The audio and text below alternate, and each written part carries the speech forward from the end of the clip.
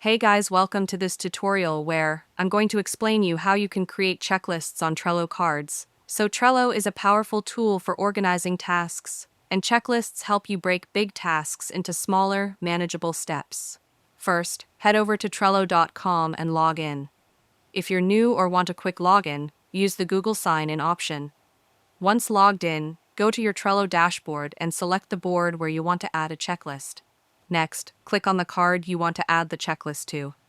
This opens the card's detail view. On the right-hand side, find the checklist option under Add to Card and click it. Give your checklist a clear title that fits the task or project. After that, start typing the individual items or steps you want to include.